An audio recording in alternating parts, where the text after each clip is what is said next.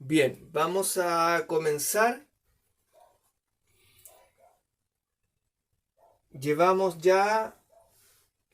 Hemos visto partes que son más académicas, hemos visto partes que son más devocionales. Vimos que ontoteología es una palabra en tres fases, podríamos decir, que el filósofo Heidegger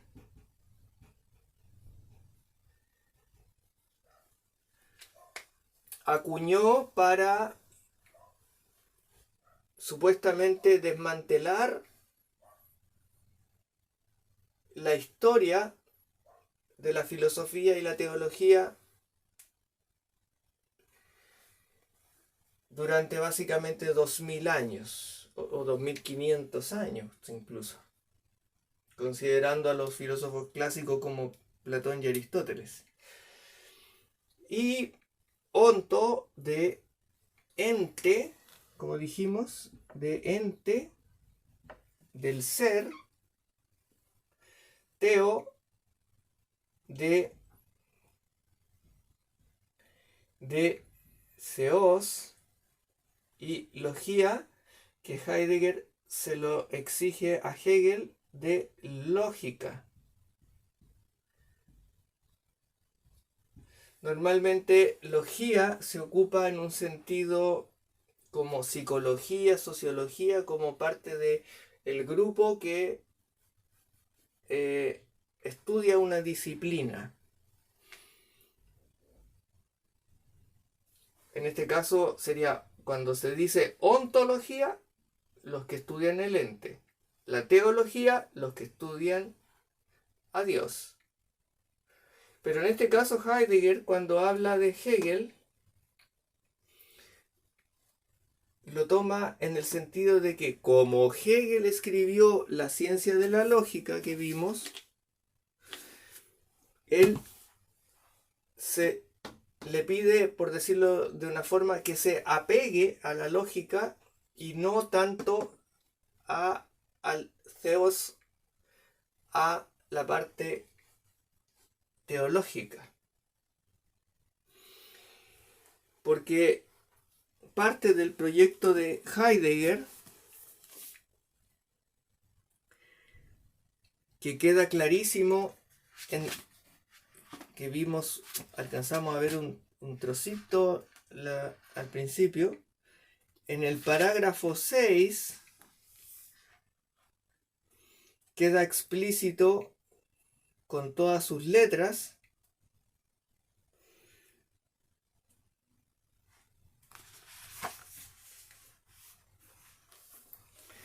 vamos a ver si se nota desde ahí.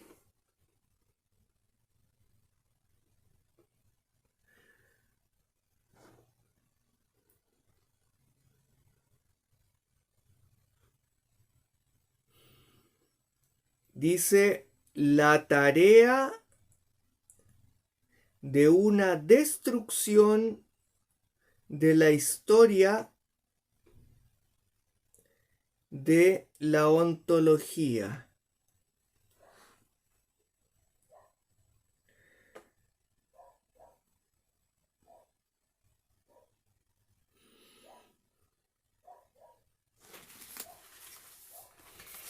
Eso de que él haya metido este tema de la destrucción,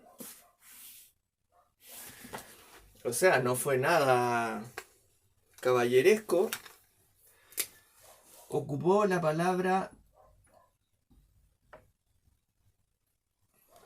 perdón, ocupó la palabra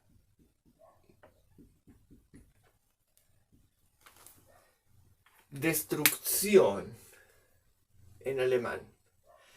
Y esto es de donde se colgó el filósofo Derrida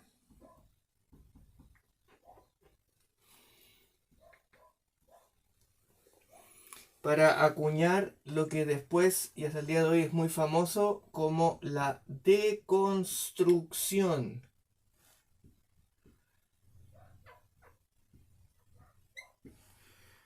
la deconstrucción,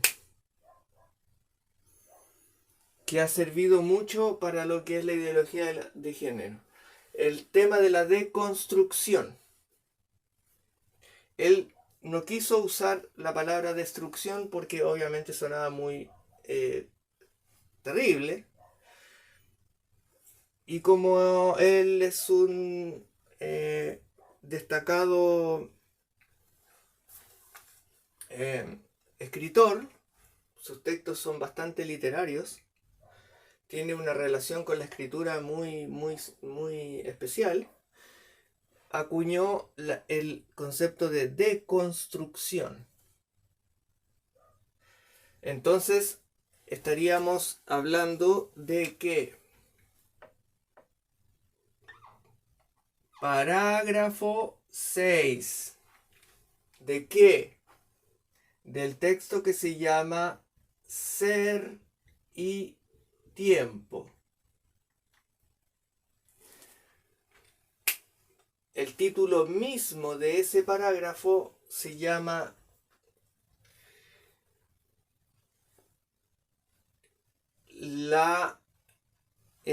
leámoslo de nuevo literalmente, la tarea. O sea, es algo que hay que hacer, sí o sí, es algo como un deber. La tarea de una destrucción de la historia de la ontología. Es decir, la filosofía y obviamente la teología, porque nunca están separadas, siempre van juntas. Habría que destruirlas. ¿Completamente? No.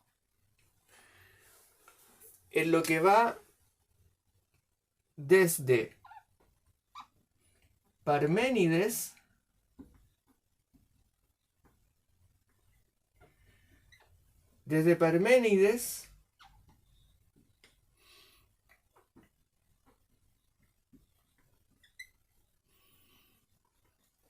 hasta Nietzsche.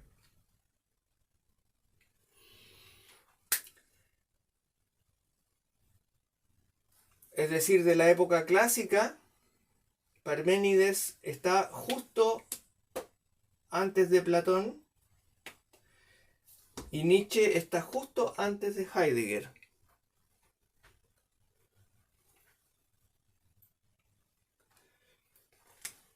Lo que hace que esto, el periodo que habría que destruir, sería lo que yo llamo Edad Magna.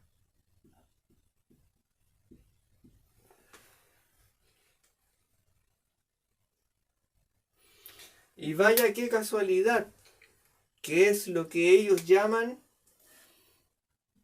Edad Media.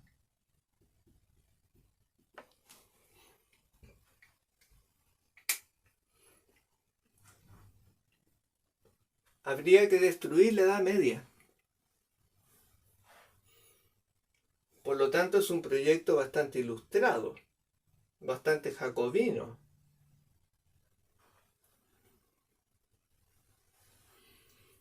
Y jacobino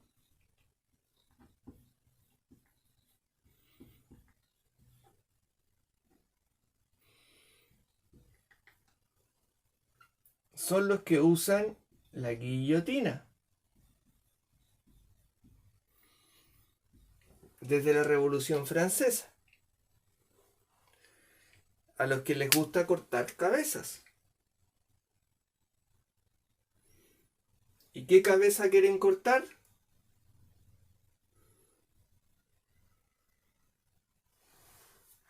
Hace unos días fue la conmemoración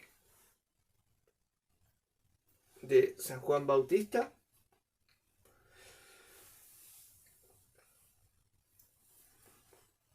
Recuerden ir anotando todo, porque todo en sus cuadernos son importantes. Porque tengo que ir borrando por temas de espacio. Y porque tienen que ir aprendiendo y eso se aprende en sus cuadernos estudiando. Entonces, Heidegger mete el tema de la destrucción,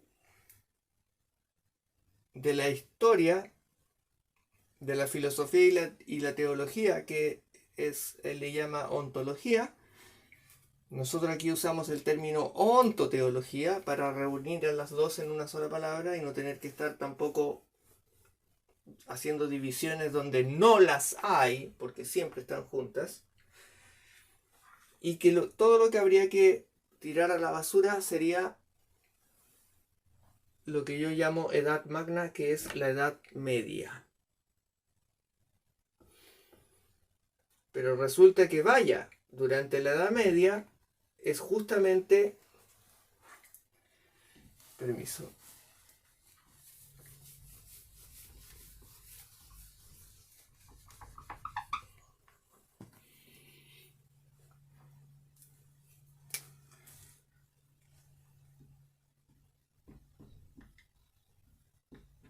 Edad magna.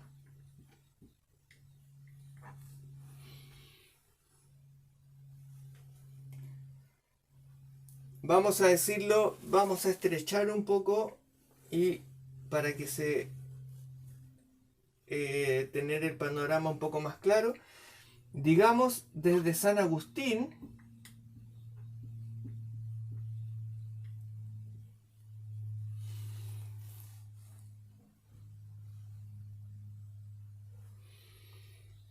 hasta la Revolución Francesa anticatólica.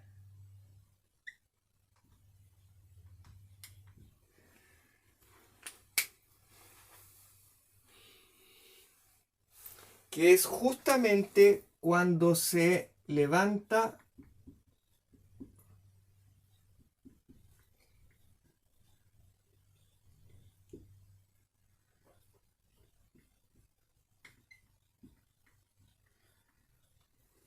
la civilización occidental.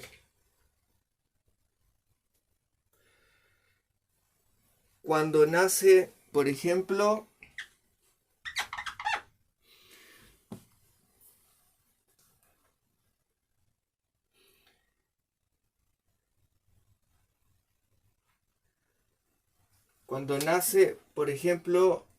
la época de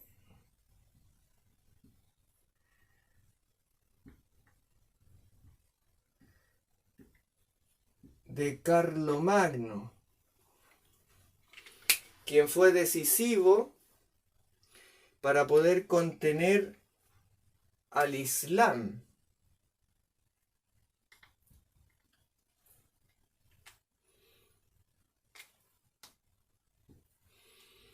Y que por eso también, por unir las fuerzas de distintos reinos para combatir al moro, fue que también el Papa le dio la corona de emperador del Sacro Imperio Romano Germánico. Entonces se pudo vivir dentro de una ecúmene. Esta ecúmene, y como hemos explicado muchas veces, ecúmene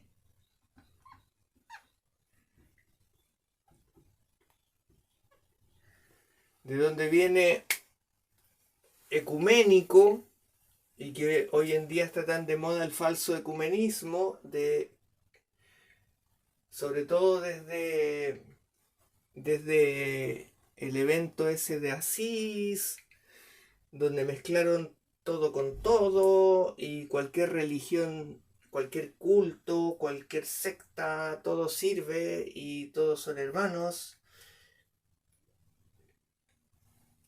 La verdad, lo que hace eso no es dignificar nada. porque las personas, los seres humanos tienen dignidad porque son seres humanos, son criaturas de Dios. Esté donde estén parados, en cualquier lugar del planeta, por decirlo así. Pero la ecúmene le corresponde solo a la civilización occidental, porque esta es nuestra oikia.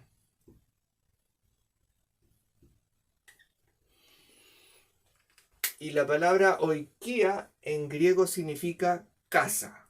Esta es nuestra casa,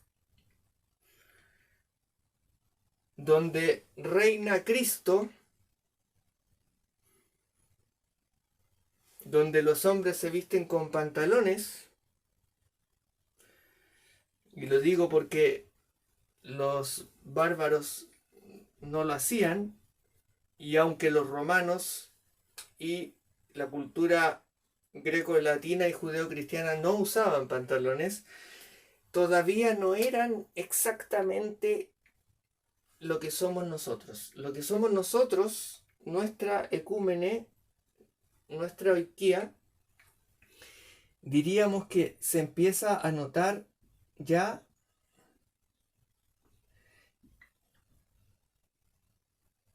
en el románico.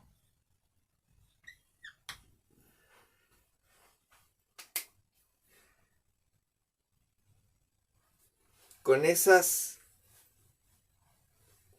iglesias de bóveda de cañón,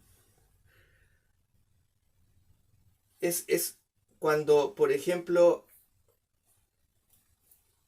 recuerden ir anotando, por favor, porque tengo que ir borrando.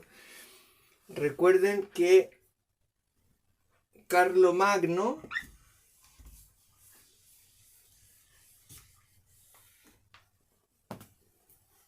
nosotros tenemos una especie de lo que se podría llamar primer renacimiento.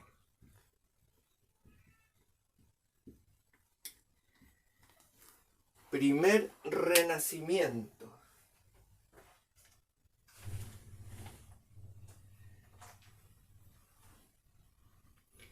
Y ese primer renacimiento tiene que ver con que Carlomagno crea una corte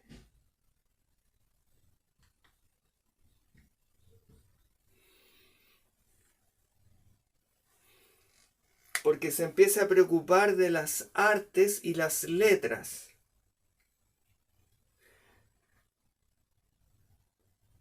Porque siendo él un franco,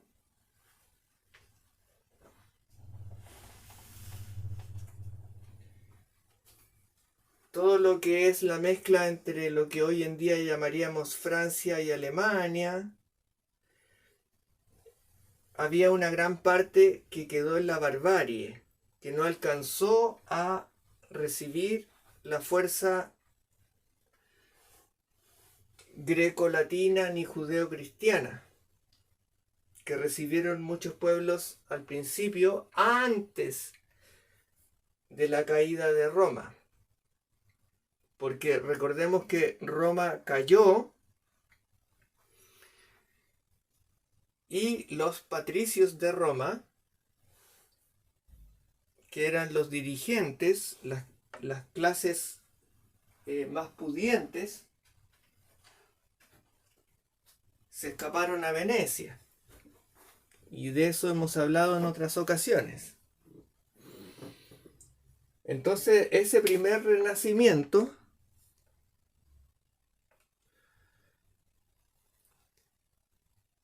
de ahí nace, por ejemplo, ay, perdón, es que estoy muy escribiendo de lado.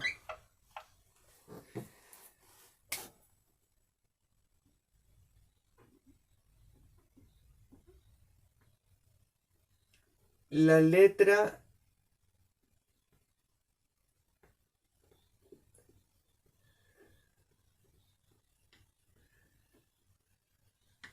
la letra minúscula que le llamamos nosotros hoy. Y esa letra fue inventada para poder copiar los libros de manera más ágil y más rápida. Obviamente, esta es la forma que nosotros tenemos ahora.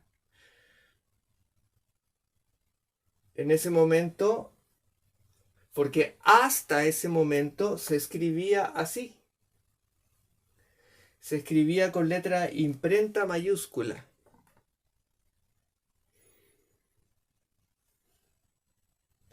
Los textos antiguos, incluyendo los evangelios,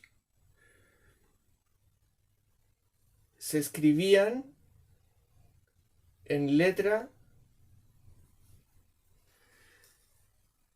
así como estoy escribiendo con mayúscula, pero con la gran diferencia de que no hacían estas divisiones de espacios ni tampoco hacían puntuaciones. Toda la página se llenaba de letras, se llenaba de letras. Por lo tanto, los que sabían leer y conocían los textos, no solo los conocían ni los habían leído una vez, muchas veces se los sabían de memoria. Y eso fue durante toda la Edad Magna. Que durante la Edad Magna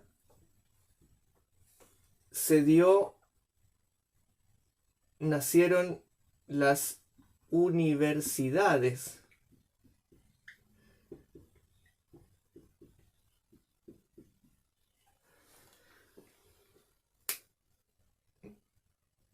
Y ya venían naciendo los hospitales, los orfanatos. Recordemos que la preocupación por las mujeres viudas y las personas con problemas físicos, por ejemplo, personas que quedaban abandonadas, es un problema de primer momento. Eso lo podemos ver hasta reflejado en los Hechos de los Apóstoles. Es una cosa que siempre fue tema en la Santa Iglesia.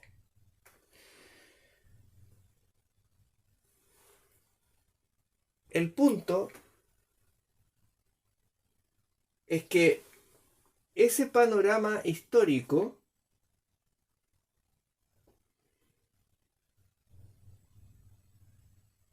hace que ¿por qué habría que atacarlo? Porque todo esto para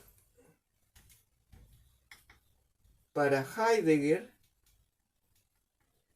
que es el que inventa la palabra ontoteología, es un problema.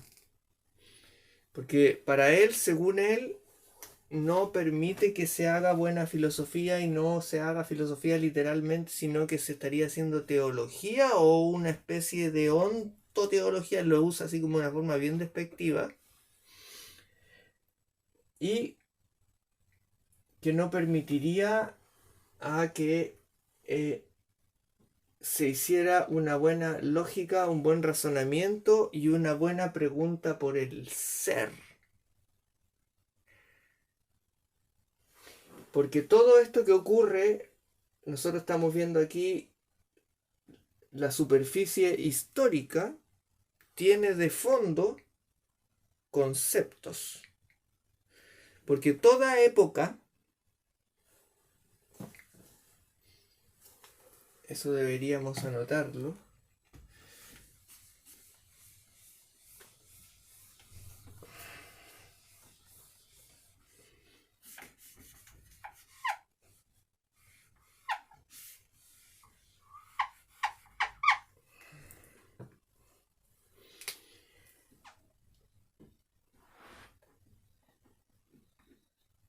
toda época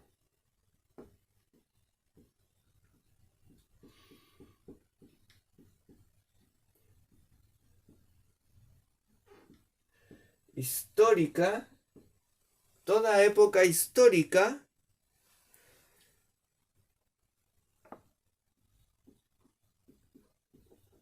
lleva de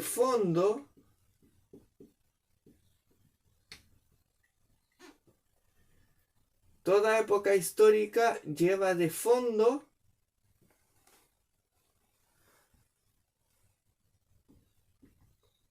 una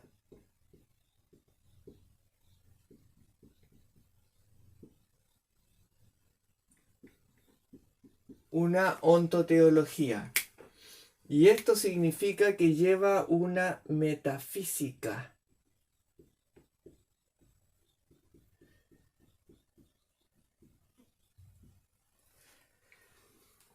¿Y qué significa que lleve una metafísica? Por ejemplo, hoy en día no es excepción.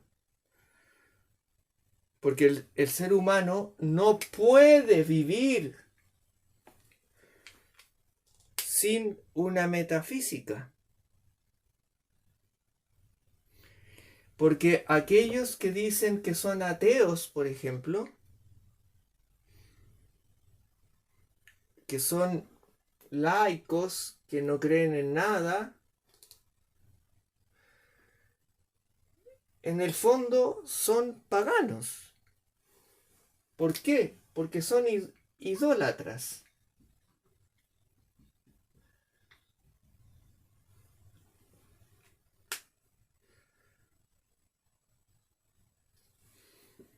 Siempre hay una metafísica. Y que haya una metafísica significa que hay conceptos,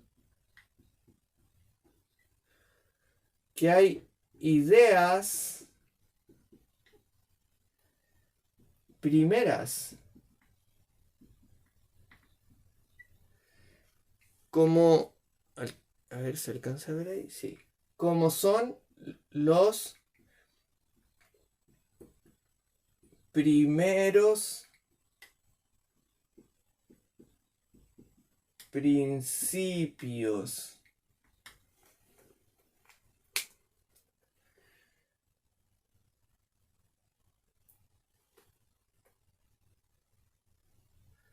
¿Y qué son los primeros principios? ¿O qué es eso de que hayan conceptos, ideas, primeros principios? ¿Y todo ser humano los tiene? Sí, pero en distinto grado. Y se relaciona con ellos de distinta manera. Al igual que Dios. Dios se relaciona con todos, pero no por igual.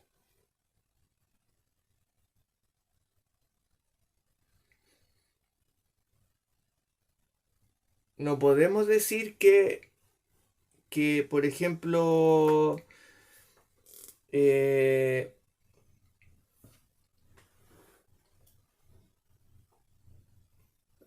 eh, una persona que se dedica a algo abyecto, no sé, se dedica al crimen, tiene una relación similar o en el mismo grado o en la misma intensidad con Dios que el Padre Pío.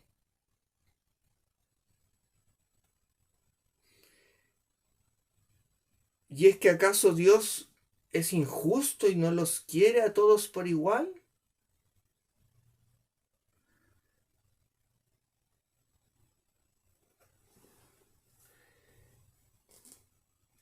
Dios ama a todas las almas, pero no se relaciona con todas por igual. Porque a todas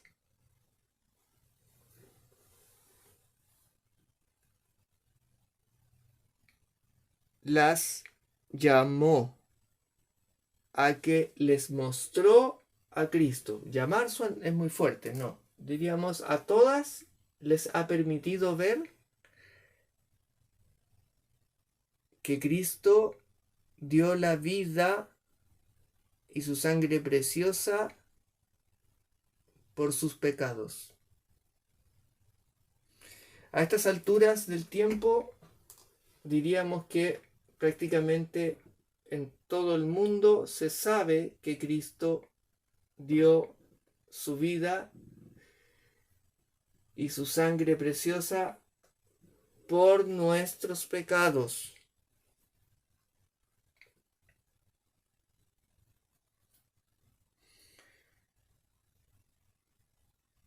Y en tanto criaturas, el puro hecho que nos dé la vida, lo digo en presente, no en pasado, nos haya dado la vida, no, nos dé la vida, eso es un acto de amor. Pero la forma en que nos relacionamos con Él a diario, nos relacionamos con Él, no es igual.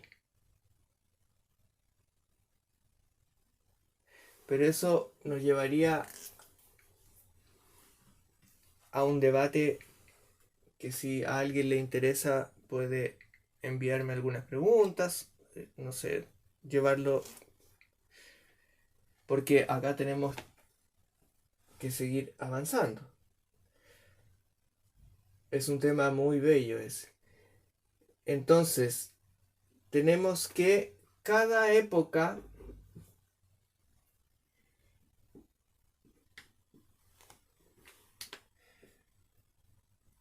y tiene su esquema conceptual. Y eso es lo que molesta a Heidegger, que le hace tener que crear ese concepto, digamos, para agruparlo y meter todo en un saco y poder tirarlo por la ventana, por decirlo, lo mismo que hizo Lutero.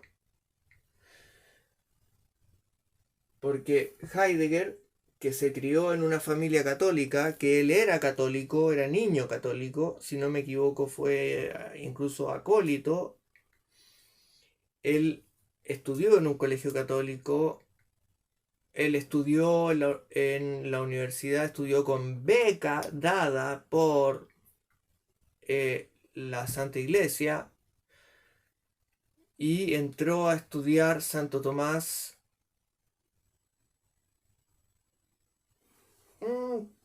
Se puso a estudiar Duns Scoto. Bueno, todavía estaba dentro del ámbito católico, pero resulta que esa relación que él tiene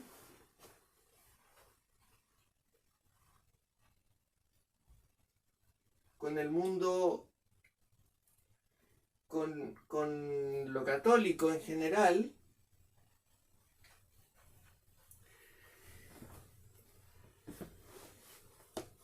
le empieza a incomodar, porque cuando él escribe Ser y Tiempo,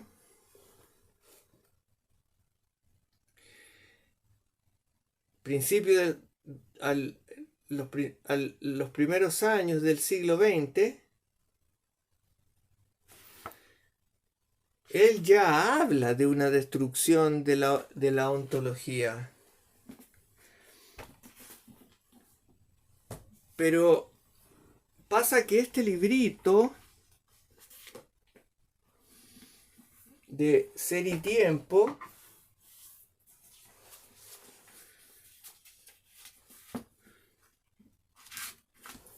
este libro de Ser y Tiempo, que es fundamental, como les decía, Heidegger es uno de los más influyentes pensadores del siglo XX, y no lo digo como un halago, lo digo como algo devastador, como la influencia de la televisión, como...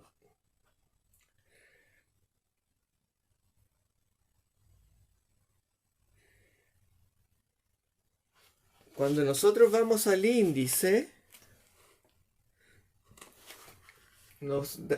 si lo vemos con una mirada suspicaz,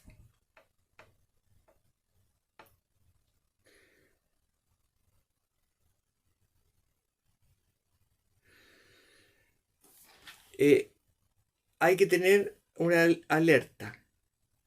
En este texto, en este libro, que es uno de los, como les decía, sobre todo es uno de los libros fundamentales de toda la filosofía del siglo XX. No aparece la palabra ser humano, no aparece la palabra el hombre, no aparece la palabra, y lo que aparece es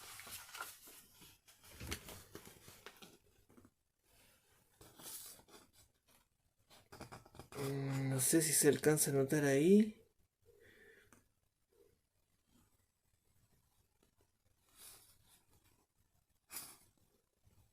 La palabra Dasein. Y la palabra Dasein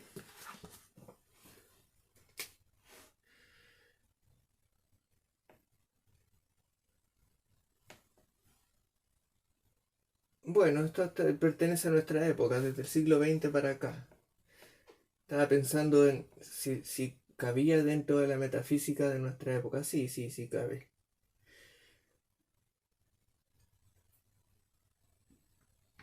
La palabra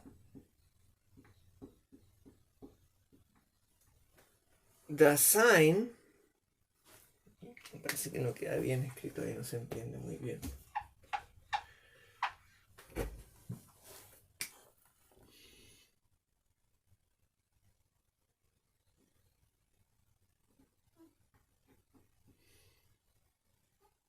Es necesario que esta palabra se note bien.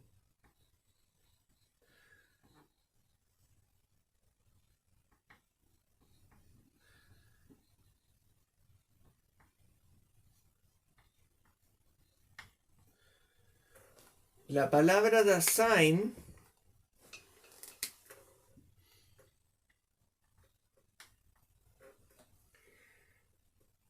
ocupa el lugar de la palabra ser humano o la palabra hombre.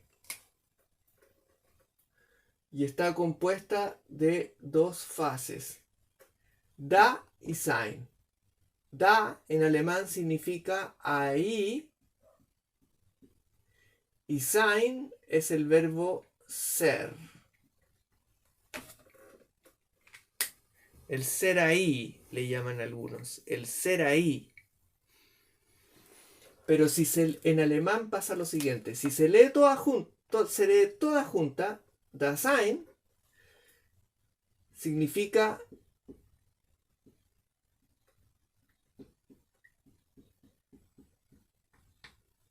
existencia.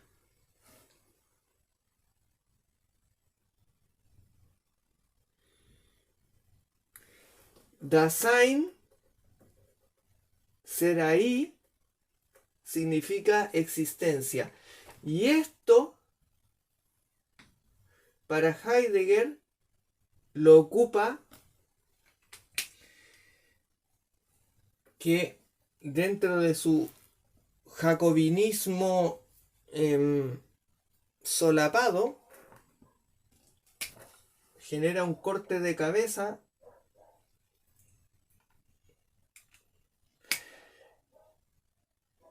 al Ser Supremo, y es, a ver, voy a hacer un pequeño paréntesis.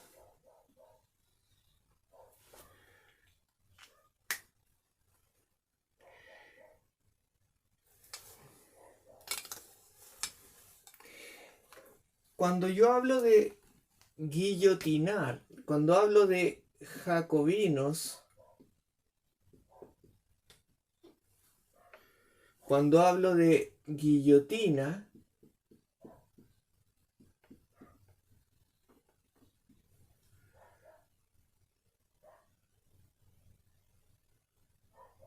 estoy hablando de cortar cabeza.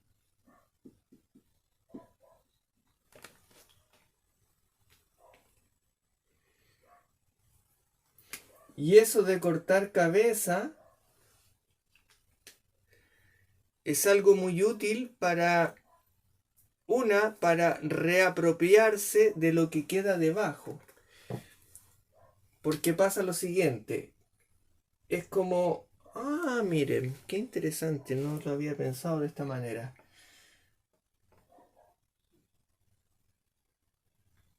El billete de dólar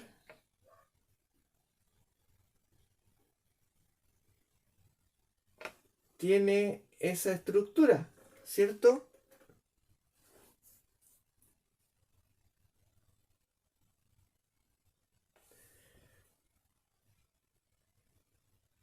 Y esto de la pirámide, del triángulo con el ojo, es una imagen, una figura que los de la logia plagiaron,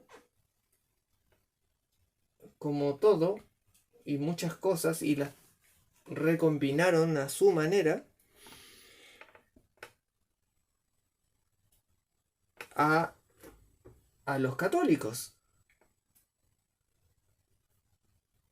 a todos los símbolos de nuestro Señor y de Dios como el ojo que todo lo ve. Pero resulta que aquí la pirámide, además de ser una pirámide, y las pirámides no son cualquier cosa, porque no es simplemente un triángulo, sabemos que tiene esas líneas que hacen que sea una pirámide. O sea, no es cualquier cosa. Está cercenada.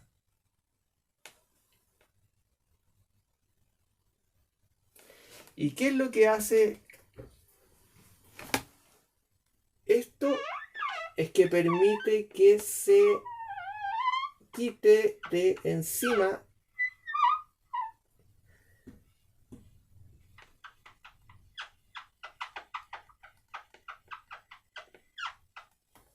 la cabeza. Pero queda toda la estructura.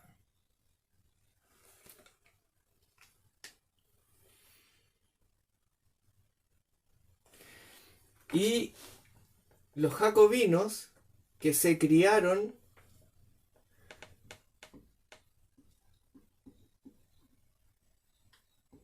bajo las faldas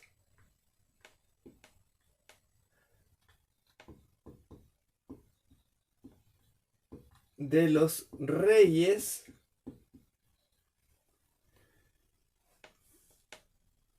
y que eso se llama despotismo ilustrado,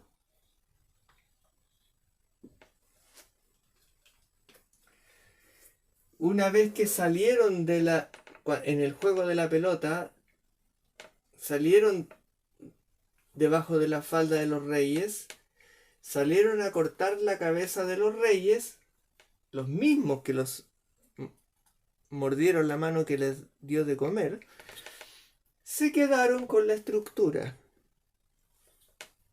Y ahí está. Eso ahí está. Acá quiere ponerlo más arriba.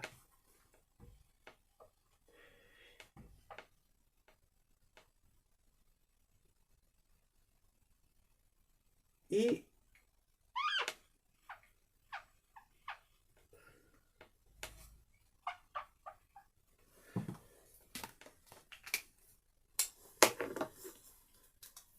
aquí está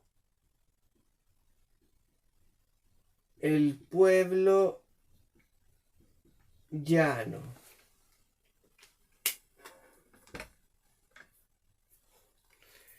¿Se nota o no?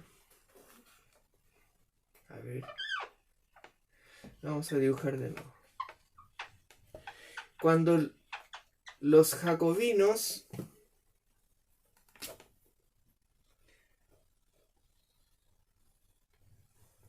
cortan la cabeza del rey, se quedan con la estructura del pueblo.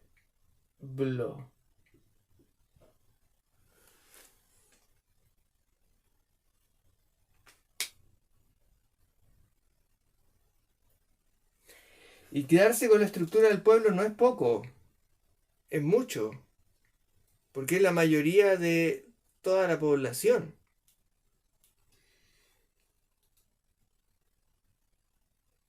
Ahí están todos los artesanos, están los comerciantes, están los vidrieros, están los talabarteros, están los criadores de caballos, están los pastores, están los agricultores, en definitiva están todos. Menos los que fueron llamados posteriormente estos jacobinos,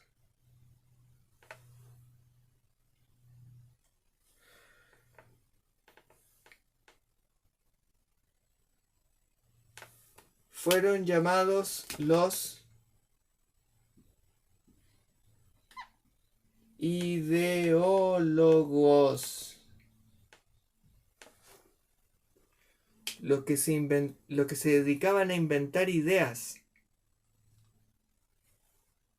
O sea, el nombre estaba perfectamente puesto.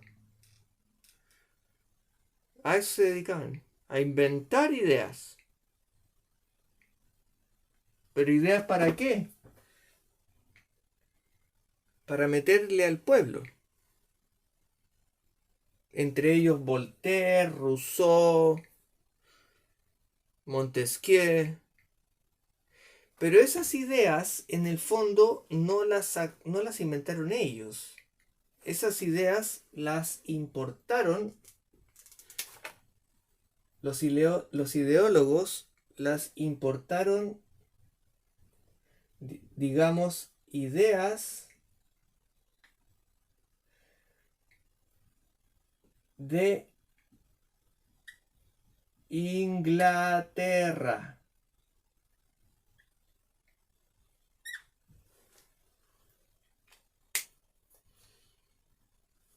Y uno de los principales promotores de eso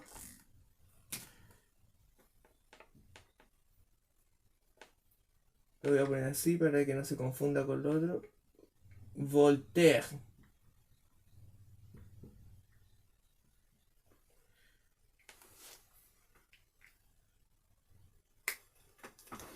Y de ahí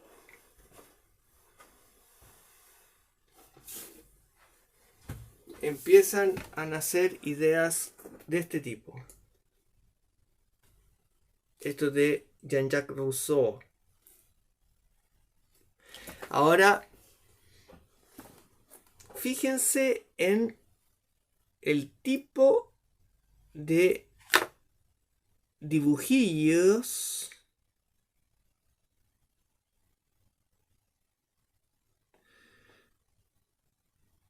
que trae este libro de Rousseau.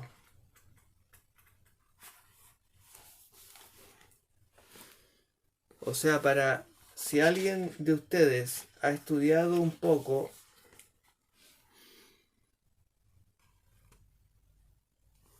el tema del iluminismo, de los iluminados, de las logias y todo eso,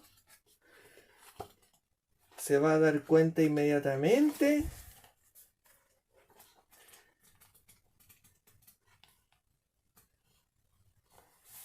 qué son estas cosas.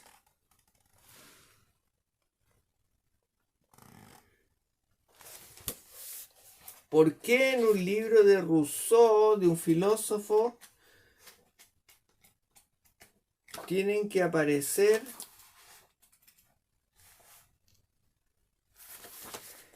este tipo de imágenes? ¿Por qué? ¿Por qué?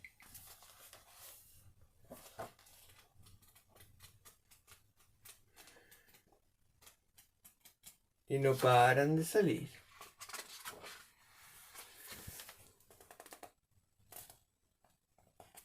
O sea, no es casual.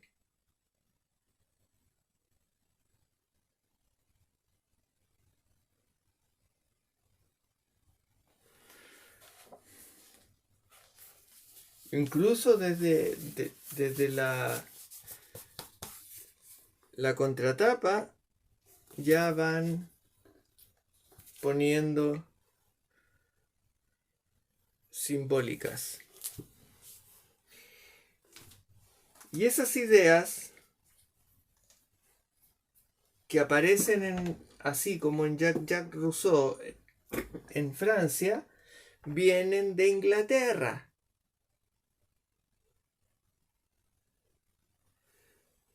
Estas ideas, el contrato social,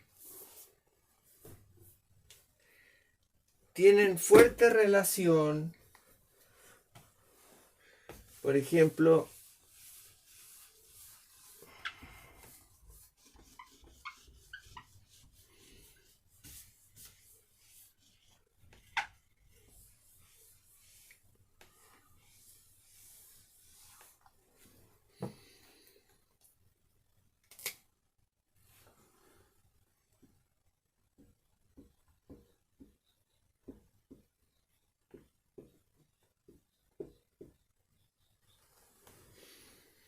Hobbes,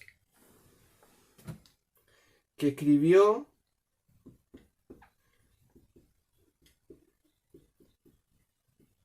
el Leviatán.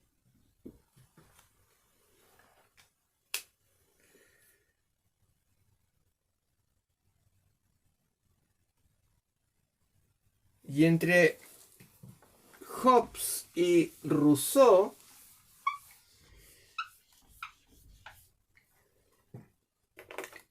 que decía que Voltaire fue uno de los principales importadores, por decirlo así, como comerciante de ideas, ideólogo,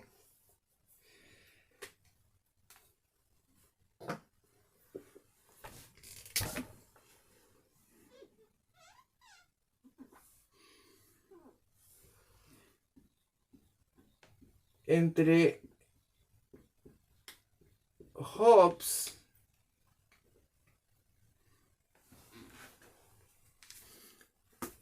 y Jacques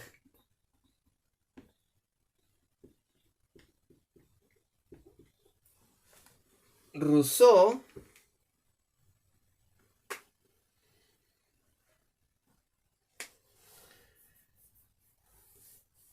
pasa algo bien especial, que son los dos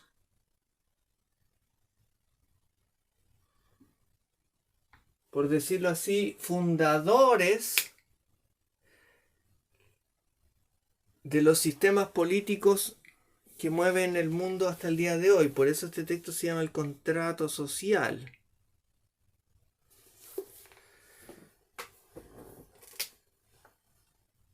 Hobbes, en ese texto, perdón, en el Leviatán, inventa lo que yo le llamo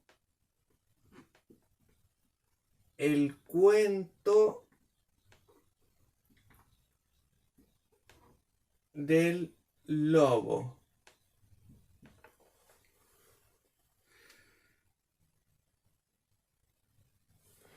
Y Rousseau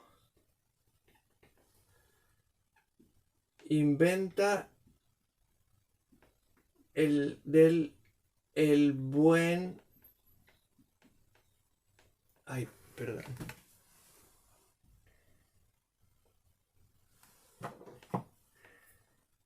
El buen salvaje.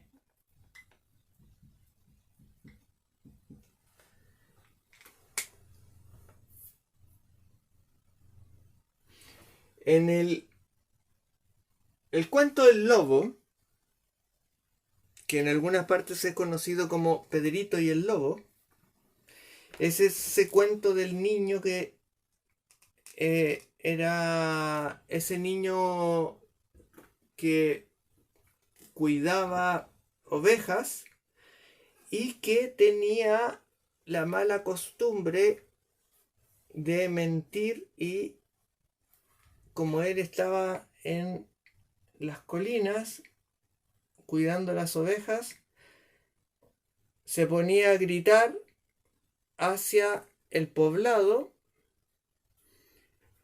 el lobo, viene el lobo, el lobo, viene el lobo. Entonces salían todos los hombres con sus armas, con sus eh, trilladoras, con lo que tuvieran, a buscar dónde estaba el lobo. Y cuando salían todos corriendo, buscando dónde, y Pedrito, qué sé yo, les decía: "Pues se fue por allá, no, para allá". Y él se empezaba a reír: ¡ah, ja, ja, ja, ja! Hasta que ya fue tantas veces que hizo lo mismo que se dieron cuenta que que siempre mentía, que era un mentiroso.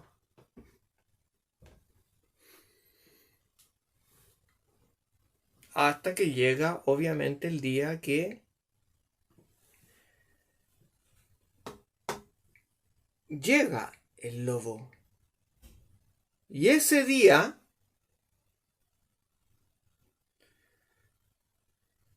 ya nadie respondió a su llamado.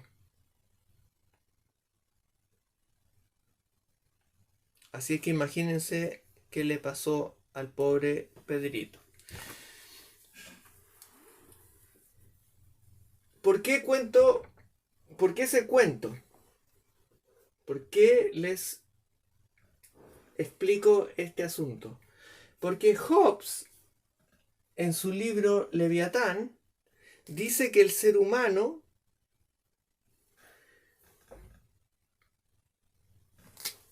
es algo así como lupus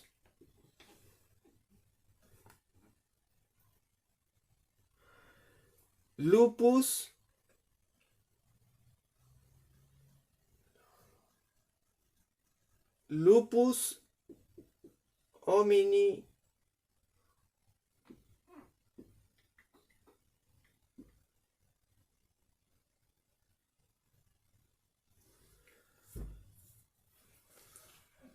lupus homini, lobo del hombre.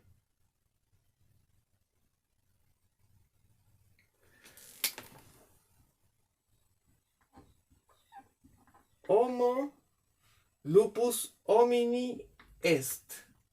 Claro, algo así debería ser la frase. Homo lupus homini est. El hombre es lobo del hombre. Es decir, lo que quiere decir con eso, anoten porque voy a borrar. Lo que quiere decir con eso es que supuestamente, si no hay una espada de control,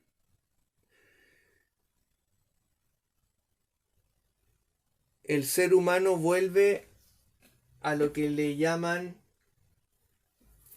estado de naturaleza.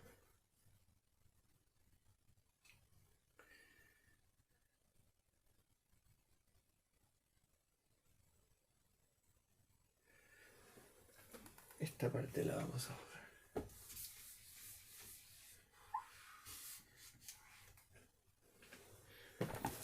Porque esto es importante anotarlo.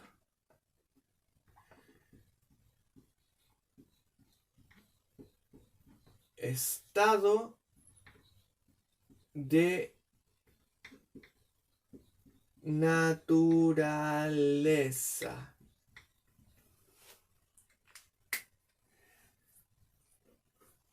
Y que en ese estado de naturaleza el ser humano atenta contra el ser humano. porque no hay ningún control. Y el ser humano se comporta como un lobo,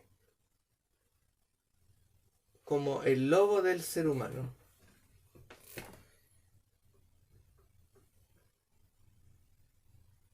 No recuerdo si la frase es exactamente así, pero algo así debe ser. Eso es Hobbes, el cuento del lobo. Y Rousseau habla de el buen salvaje. Porque en ese tiempo se habían puesto muy de moda las ideas de que, como ya se estaba dando por parte de España, estaba generando los primeros, construyendo los primeros caminos, las primeras escuelas, los primeros campos de cultivo, infraestructura en el fondo.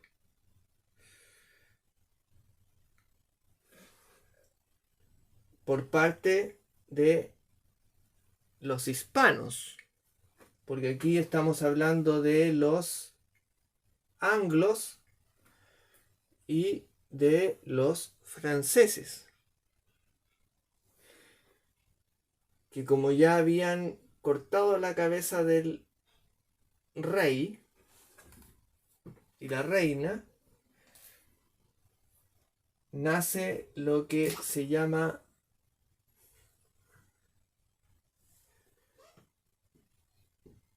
el citoyen.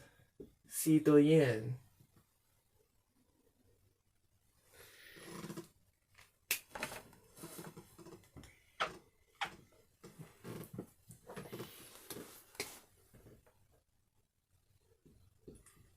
Citoyen.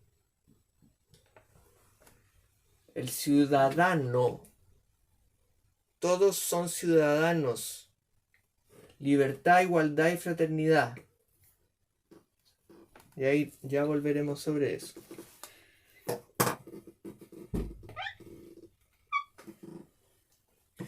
Entonces, el buen salvaje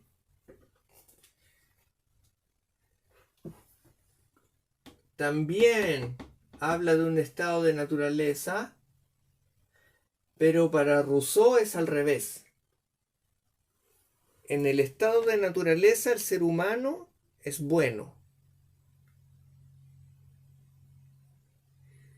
Y es la sociedad la que lo corrompe.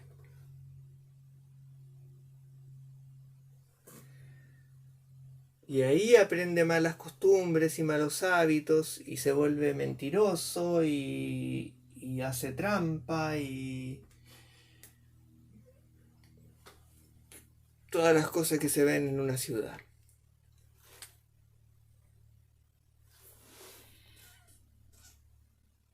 Pero ambos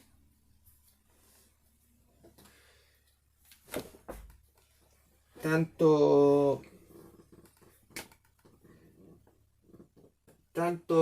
Hobbes como Rousseau parten de la idea de que debería haber un estado de naturaleza,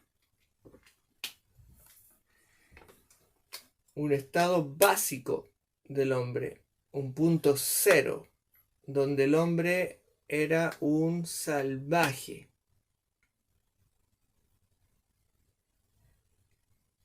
¿Es eso cierto o es eso falso?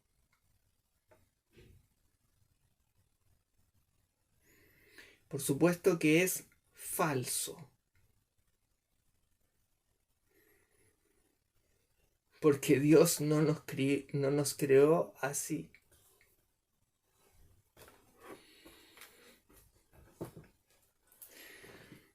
Nosotros no somos lobos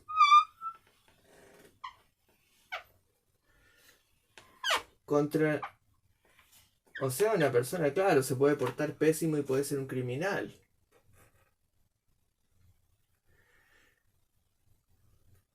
Ni tampoco somos unos ángeles hasta que la ciudad y la sociedad nos corrompe. Eso también es falso. Por lo tanto, Hobbes y Rousseau, con su estado de la naturaleza, que es lo que impuso como idea básica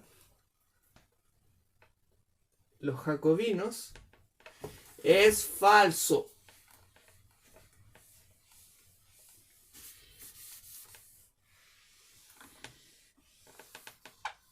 Porque partieron desde cero. Y el ser humano no parte desde cero.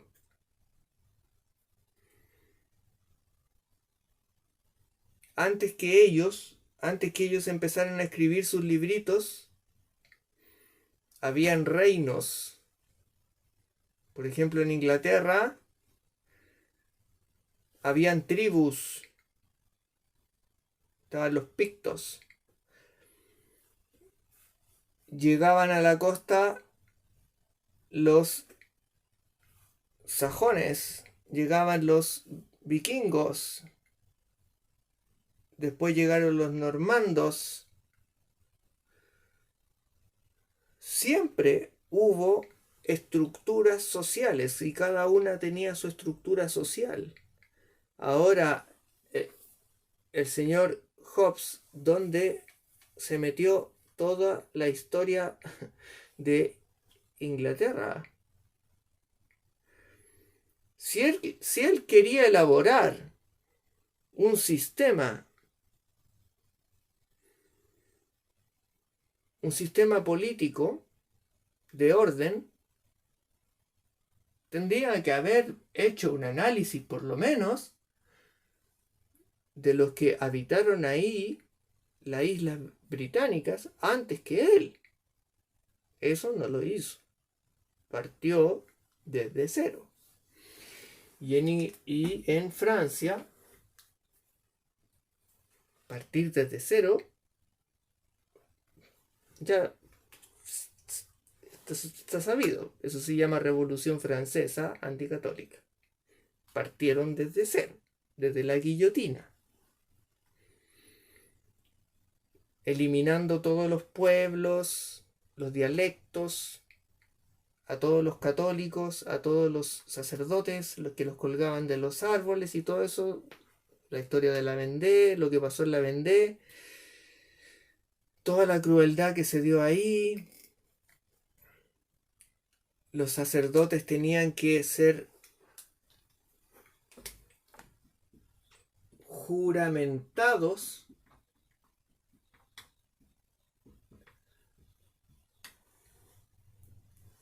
o si no se volvían refractarios.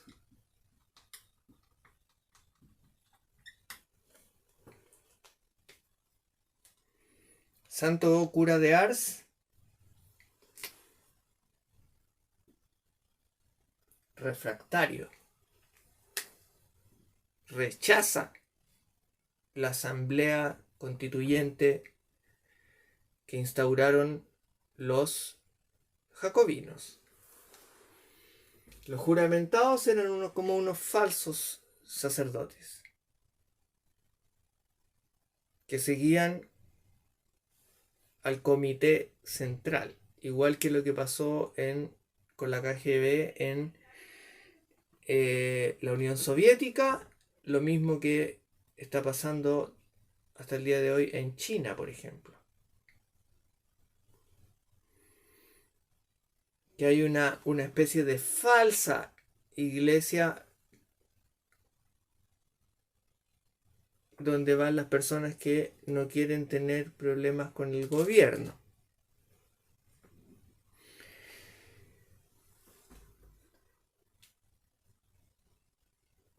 Entonces, como decíamos, cada época tiene su metafísica. Es decir, que cada época tiene sus ideas, tiene sus conceptos.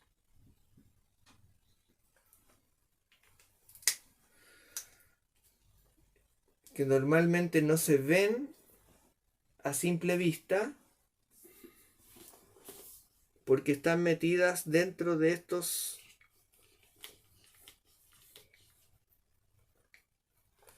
cosas que muy pocas personas usan hoy en día, porque prefieren usar las otras cosas esas que son parecidas,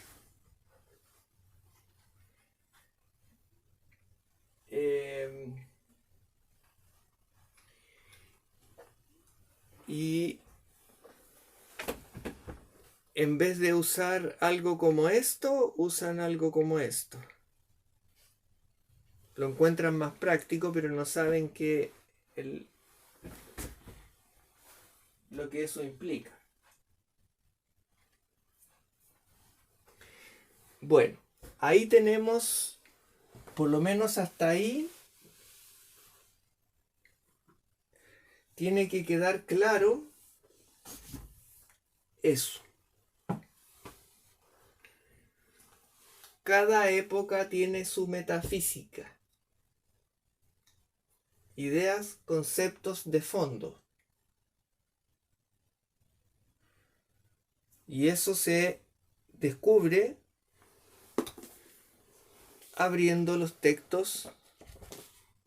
Y como les decía, clave número 1. Si quieres saber inmediatamente, vaya al índice y va a encontrar inmediatamente un desfile de ideas. Y esas son las ideas que son la metafísica de la época. Si usted va a un libro de nuestra época, por ejemplo, a ver, dejen ver si encuentro este.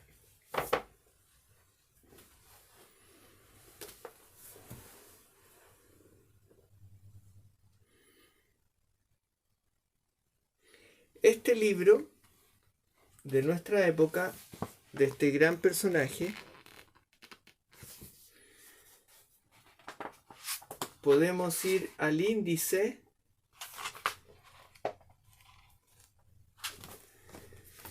a ver, detecta que hay una cara o no, sí, ya, porque estaba haciendo lo mismo y ha estado haciendo todo el tiempo el libro.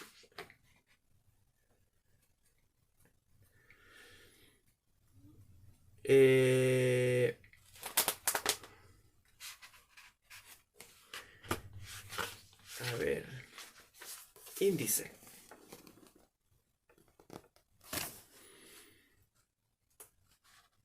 Fundamentos ideológicos de la ideología de género, salud mental, estrés social.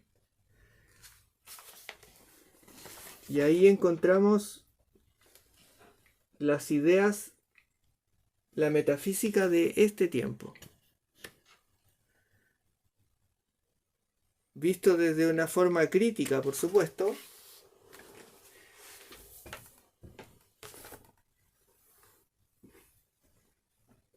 Y analizada, pero de una manera que en televisión o en las redes solo él, el autor, señor Pablo Iturrieta, puede exponer.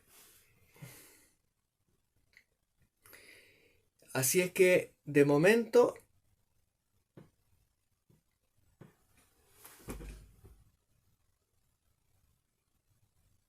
tenemos un buen arsenal de material para ir revisando la relación entre época e ideas.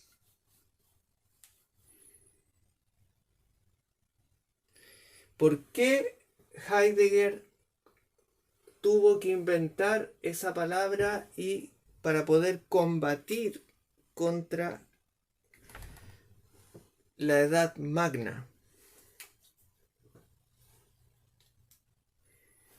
Ahí tenemos un buen punto.